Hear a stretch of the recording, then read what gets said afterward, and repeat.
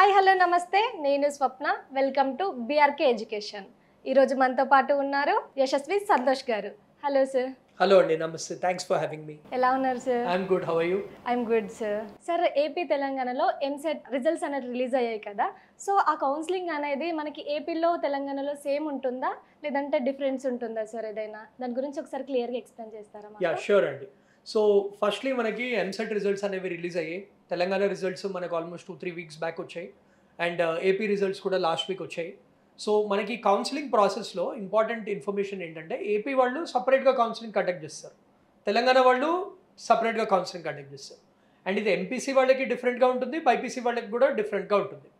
So మనం అర్థం చేసుకోవాల్సింది ఏంటంటే ఇంజనీరింగ్ కౌన్సిలింగ్ అనేది తెలంగాణ స్టూడెంట్స్కి మనకి జూలైలో స్టార్ట్ చేస్తామని చెప్తున్నారు అనమాట. బికాజ్ ఈసారి అకాడమిక్ ఇయర్ కూడా తొందరగా స్టార్ట్ చేద్దామని. సో మొన్న కూడా మన తెలంగాణ బోర్డ్ హెడ్ కూడా మనకి స్టేట్మెంట్ ఇవ్వడం జరిగింది దట్ ఈసారి ఆగస్ట్లోనే ఇంజనీరింగ్ కాలేజ్ స్టార్ట్ చేద్దామని. ఎందుకు సార్ అంటే ఎందుకు ముందు ఇలా ప్రిపేర్ చేస్తున్నారు? బికాస్ లాస్ట్ ఇయర్ దాకా ఏమైందంటే కరోనా వల్ల అకాడమిక్ ఇయర్ అనేవి డిలే అయిపోయింది. సో ఈసారి they want to start the academic year early. ఇప్పుడు డిలే అవ్వడంతో ఏమైంది, ఫస్ట్ సెమిస్టర్ అనేది తక్కువ డ్యూరేషన్ అయిపోయింది. సో స్టూడెంట్స్ ఎక్కువ నేర్చుకోవడం అది అవ్వలేదు. అండ్ ఇంకోటి ఏంటంటే బైపీసీ కౌన్సిలింగ్ ఏదైతే బీ ఫార్మసీ, ఫార్మడీ, బయోమెడికల్ ఈ కౌన్సిలింగ్ ఉంటుందో అది ఎంపీసీ కౌన్సిలింగ్ తర్వాతనే జరుగుతుంది అనమాట. లాస్ట్ టైం ఏమైందంటే అది సెప్టెంబర్, అక్టోబర్ దాకా స్ట్రెచ్ అయిపోయింది because of delayed counselling start and delayed colleges వల్ల. సో సేమ్ బోర్డ్ కండక్ట్ చేస్తుంది కాబట్టి దానివల్ల దే హ్యావ్ ప్రీపోన్డ్ దిస్ టైం. అది మంచిదే స్టూడెంట్స్కి because they can start the academic year early. So ఏపీలో కూడా సేమ్, ఏపీలో కూడా ఈసారి రిజల్ట్స్ తొందరగా వచ్చాయి. ఏపీలో actually last time BiPC counselling అక్టోబర్లో స్టార్ట్ అయింది. సో చాలా డిలే అయిపోయిందని ఈసారి కూడా ఏపీ వాళ్ళు రిజల్ట్స్ అనేది కంపేర్ టు లాస్ట్ ఇయర్ తొందరగా రిలీజ్ చేశారు.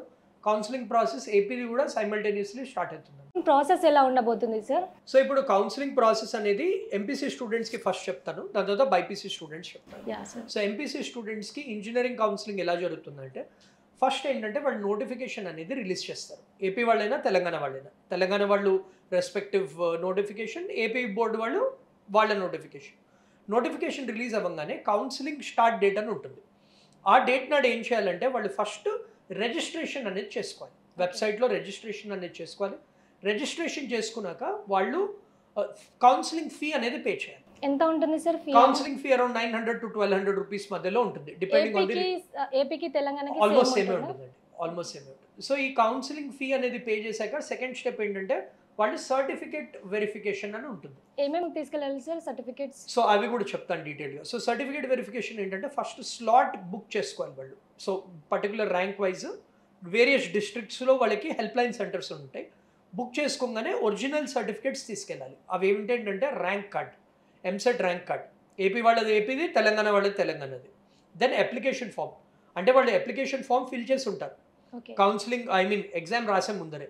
ఆ ఫామ్ కూడా ప్రింట్అవుట్ తీసుకోవాలి ఒరిజినల్. దెన్ ఏదైనా రిజర్వేషన్ కేటగిరీ ఉంటే దాని కాస్ట్ సర్టిఫికేట్, ఇన్కమ్ సర్టిఫికేట్. ఇది ఇన్కమ్ సర్టిఫికేట్ మెయిన్లీ ఎందుకంటే ఈడబ్ల్యూఎస్ స్టూడెంట్స్కి ఎవరికైతే ఫీ రీయింబర్స్మెంట్ అవైల్ చేసుకోవాలో వాళ్ళకి.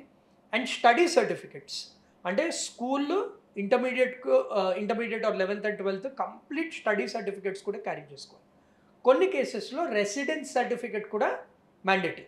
అంటే కొందరు స్టూడెంట్స్ ఉంటారు ఓన్లీ ఒక 2-3 years ఇక్కడ చదవలేదు, వేరే చోట చదివాము, బట్ వేరే అంత ఎడ్యుకేషన్ ఇక్కడే అయింది. సో వాళ్ళు రెసిడెన్స్ సర్టిఫికేట్ కూడా సబ్మిట్ చేయాలి. అది కాకుండా Aadhaar card and other documents, so అది ఐడి ప్రూఫ్ అవి. అండ్ ఇది కాకుండా 2 sets ఆఫ్ జెరాక్స్ కాపీస్ కూడా జనరల్లీ అడుగుతారు. ఇది కాకుండా ఎవరైతే స్పోర్ట్స్ కోటా స్టూడెంట్స్ ఉన్నారు అండ్ ఎవరైతే physically handicapped students, NCC students, వాళ్ళు కూడా రెలవెంట్ సర్టిఫికేట్స్ అనేవి ఒరిజినల్ కాపీస్ తీసుకెళ్ళాలి కౌన్సిలింగ్ ప్రాసెస్కి అలాంగ్ విత్ జెరాక్స్. సో ఇప్పుడు వీళ్ళు ఈ సర్టిఫికేట్స్ అన్ని వెరిఫై చేసి వాళ్ళు ఒక స్లిప్ ఇస్తారనమాట. దెన్ వాళ్ళు 4th స్టెప్ మనకి స్టార్ట్ అవుతుంది, విచ్ ఇస్ వెబ్ ఆప్షన్స్. అంటే అప్పుడు students login ID password generate చేసుకుని వాళ్ళు వెబ్ ఆప్షన్స్ అనేది ఇస్తారు. అంటే కాలేజెస్, బ్రాంచెస్ అన్ని పెట్టుకుంటారు. దాని తర్వాత వాళ్ళకి అలాట్మెంట్ అనేది వస్తుంది.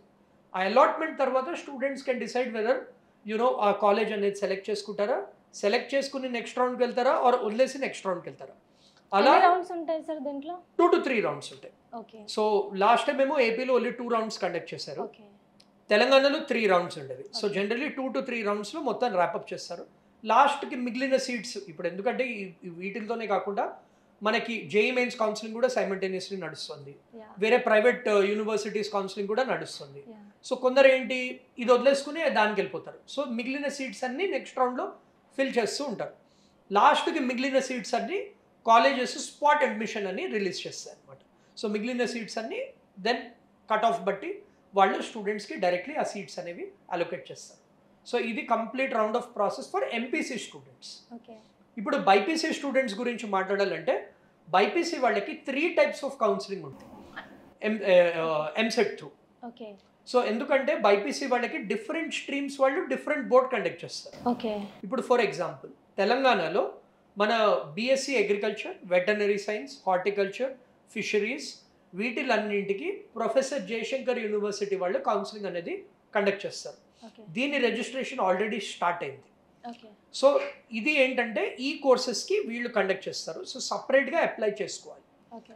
దానికి ఫీ ఏమైనా ఉంటుందా సార్ మళ్ళీ? దానికి కూడా సపరేట్ ఫీ ఉంటుంది. ఎంత ఉంటుంది sir? 1500 for SC ST students and వేరే వాళ్ళందరికీ 3000 రూపీస్. ఓకే. అది ఇప్పుడు ఆల్రెడీ విండో అనేది ఓపెన్ అయింది. ఓకే. సో రిజిస్టర్ చేసుకోవాలి. ఆ ప్రాసెస్ కూడా సిమిలర్. దీంట్లో డిఫరెన్స్ ఏంటంటే ఎంపీసీ కంపేర్డ్ వాళ్ళు ఏంటంటే ఫస్ట్ రిజిస్ట్రేషన్ ఫీ కట్టి రిజిస్ట్రేషన్ చేసుకోవాలి. దెన్ సర్టిఫికేట్స్ అన్ని అప్లోడ్ చేయాలి. ఓకే. వీళ్ళకి 2-3 ఎక్స్ట్రా సర్టిఫికేట్స్ ఉంటాయి. ఓకే. అదేంటంటే ల్యాండ్ హోల్డింగ్ సర్టిఫికేట్. ఓకే. అంటే జనరల్లీ బీఎస్సీ అగ్రికల్చర్కి దానికి ఏంటంటే ఫార్మర్ కోటా ఉన్న వాళ్ళకి రిజర్వేషన్ ఉంటుంది. ఓకే. అపార్ట్ ఫ్రమ్ మన general BC SC ST reservation కాకుండా ఫార్మర్ కోటా వాళ్ళకి రిజర్వేషన్ ఉంటుంది. సో ఆ ఫార్మర్ కోటాది ల్యాండ్ హోల్డింగ్ సర్టిఫికేట్ తహసీల్దార్ నుంచి సైన్ తీసుకుని వాళ్ళు అది సబ్మిట్ చేయాలి. సెకండ్ సర్టిఫికేట్ ఏంటంటే నాన్ మున్సిపల్ సర్టిఫికేట్. అంటే ఇదేంటంటే రూరల్ ఏరియాలో స్టూడెంట్ చదివినట్టు ప్రూఫ్. ఓకే. దీనికి ఏంటంటే నాన్ మున్సిపల్ సర్టిఫికేట్ ఉంటుంది. సో స్టూడెంట్ చదివిన ఆ గవర్నమెంట్ స్కూల్ ఆర్ కాలేజ్ అది నాన్ మున్సిపల్ ఏరియాలో అయి ఉండాలి.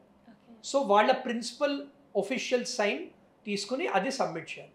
థర్డ్ సర్టిఫికేట్ ఏంటంటే ఇప్పుడు ఎవరైతే పేరెంట్స్ ఉంటారు స్టూడెంట్స్ వాళ్ళ పేరెంట్స్ ఎవరైతే అగ్రికల్చర్ ల్యాండ్స్లో పనిచేస్తున్నారు ఓకే. వాళ్ళకు ఒక సర్టిఫికేట్ ఉంటుందన్నమాట.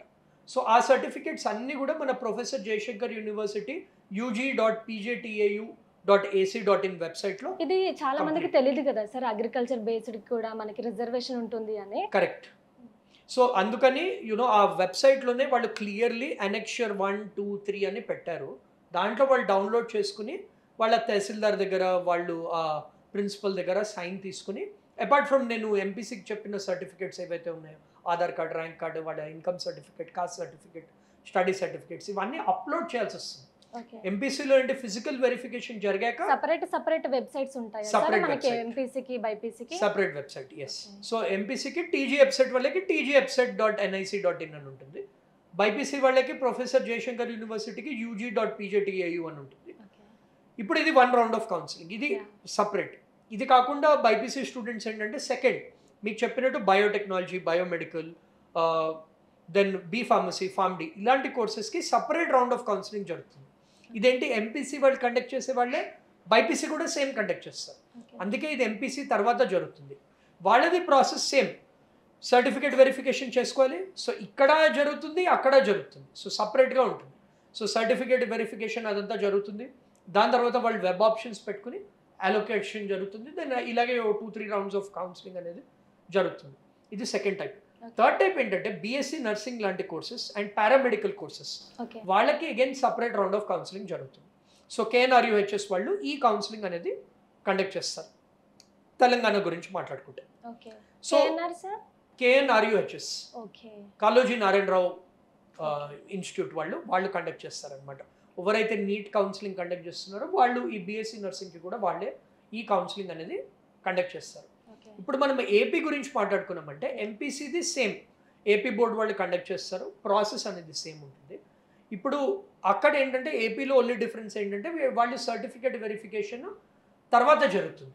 ఓకే. సో సర్టిఫికేట్స్ వీళ్ళు అప్లోడ్ చేయాలి. వీళ్ళు ఫిజికలీ వెళ్ళి వెరిఫై చేయించుకునే అవసరం ఉండదు. సో వాళ్ళు ఏంటంటే ఫస్ట్ ఛాన్స్ ఇస్తారనమాట. దట్ అప్లోడ్ చేసి నార్మల్ వెరిఫికేషన్ అయిపోతుంది. ఎవరికైతే వెరిఫై అవ్వదో వాళ్ళని మాత్రమే పిలుస్తారు. అదొక్కటే డిఫరెన్స్.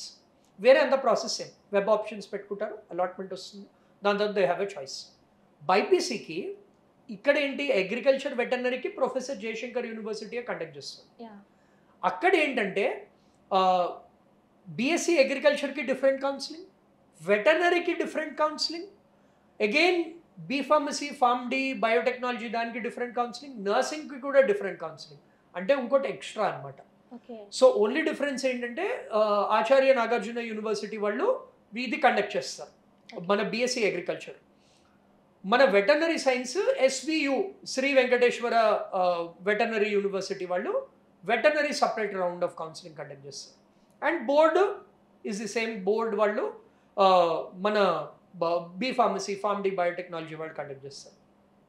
అదే మన బీఎస్సీ నర్సింగ్ అదంతా ఏంటంటే డాక్టర్ ఎన్టీఆర్ యూనివర్సిటీ ఏదైతే నీట్ త్రూ జరుగుతుందో వీళ్ళు కండక్ట్ చేస్తారు.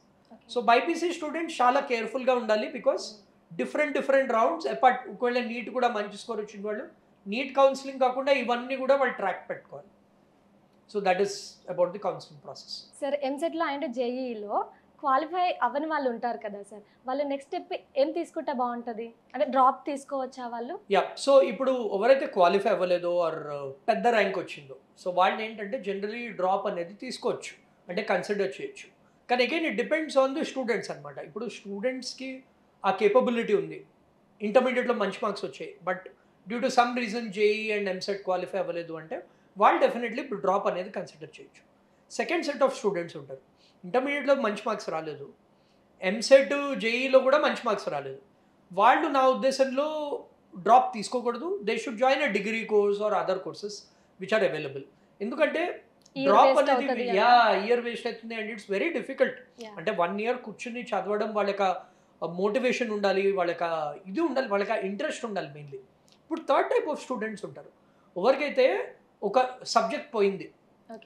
సో ఇప్పుడు సబ్జెక్ట్ పోయిన వాళ్ళు ఏంటి, నెక్స్ట్ సప్లిమెంటరీలో కూడా క్లియర్ చేయలేదు, సప్లిమెంటరీ రిజల్ట్స్ కూడా వచ్చాయి, సప్లిమెంటరీ కూడా క్లియర్ చేయకపోతే ఏంటి, ఎలాగో నెక్స్ట్ ఇయర్ వాళ్ళు ఆ సబ్జెక్ట్ రాయాలి.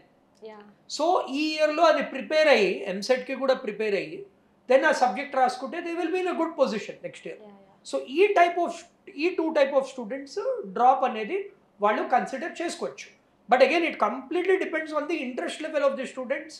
వాళ్ళు చేయగలుగుతారా లేదా అని ఆలోచించి మాత్రమే వాళ్ళు ఇది చేయాలి. సార్ డ్రాప్ స్టూడెంట్స్ ఉన్నారు కదా, వాళ్ళు ఎలా ప్రిపేర్ అవ్వాలి సార్? సో ఇప్పుడు డ్రాప్ చేసిన స్టూడెంట్స్కి ఏంటంటే బేసికలీ వాళ్ళు ఆల్రెడీ ఒకసారి ఎగ్జామ్ రాశారు. సో వాళ్ళకి ఎగ్జామ్ ప్యాటర్న్ ఐడియా ఉంటుంది, వాళ్ళ ఎగ్జామ్ డిఫికల్టీ లెవెల్ ఎలా వస్తుంది అని వాళ్ళకి ఒక ఐడియా ఉంటుంది. అది కాకుండా ఫస్ట్ థింగ్ వాళ్ళు ఏం చేయాలంటే, ఇప్పుడు రాసిన పేపర్లు క్వాలిఫై ఎందుకు అవ్వలేదు అంటే సబ్జెక్ట్ వైజ్ వాళ్ళు రాసుకోవాలి. ఈ సబ్జెక్ట్లో మా వీక్నెస్ ఏంటి అంటే, మ్యాథ్స్లో మాకు ఏ చాప్టర్స్ వచ్చు, ఏ చాప్టర్స్ రావు, ఫిజిక్స్లో మాకు ఏ చాప్టర్స్ వచ్చు, ఏ చాప్టర్స్ రావు, కెమిస్ట్రీలో మాకు ఏ చాప్టర్స్ వచ్చు, ఏం చాప్టర్స్ రావు. రాని చాప్టర్స్ మీద ఎక్కువ ఫోకస్ అనేది పెట్టాలి.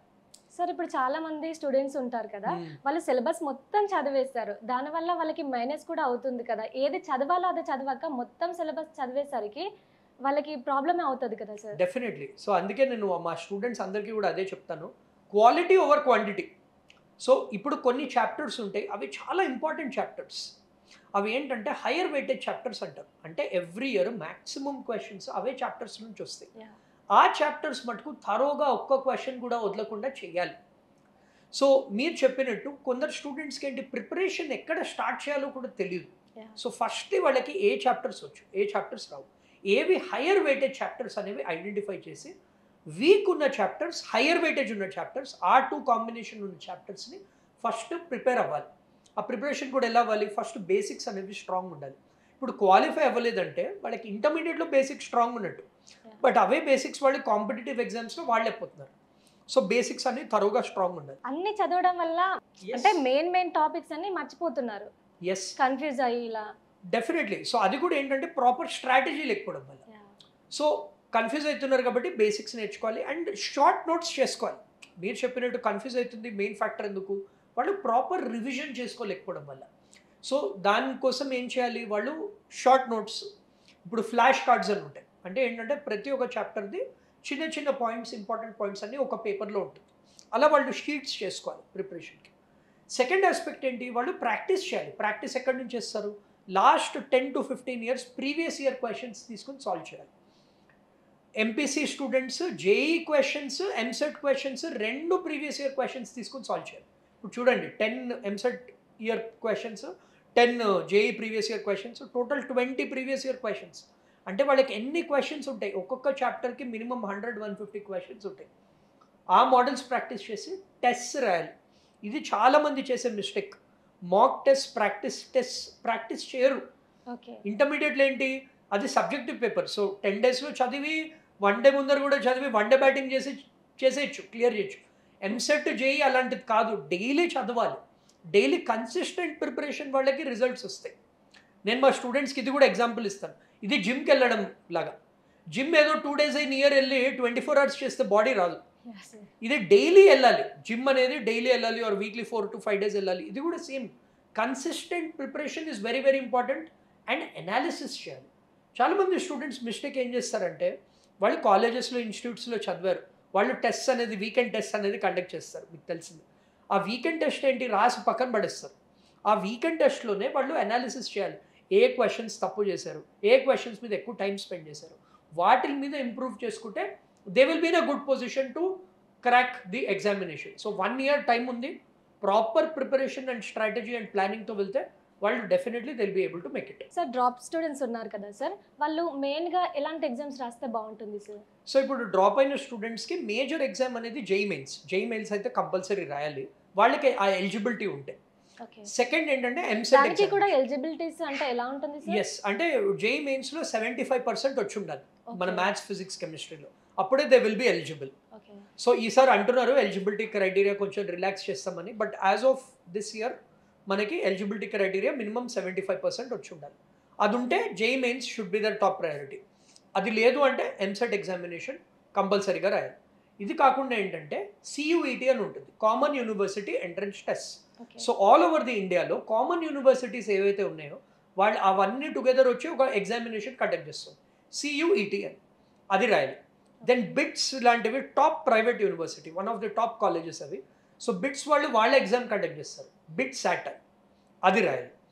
దెన్ ఈ ప్రైవేట్ యూనివర్సిటీస్ ఉంటాయి, లైక్ మన గీతము, మణిపాల్, ఎస్ఆర్ఎం, విఐటి, వీళ్ళవి వాళ్ళ ఎంట్రన్స్ ఎగ్జామ్స్ ఉంటాయి, అవి కూడా రాయాలి. ఇవన్నీ వద్దు, మేము ఫారెన్ వెళ్ళాలి అంటే ఎస్ఏటి ఎగ్జామ్ అని ఉంటుంది.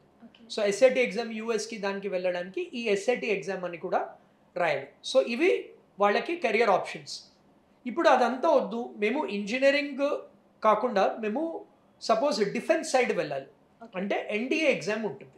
ఎన్డీఏ ఎగ్జామ్ కూడా 12th class or 12th completed students వాళ్ళకి ఆర్మ్ ఫోర్సెస్లో అంటే ఆర్మీ, ఎయిర్ ఫోర్స్, నేవీలో జాయిన్ అవ్వాలంటే ఈ ఎన్డీఏ ఎగ్జామ్ కూడా వాళ్ళు రాయాలి.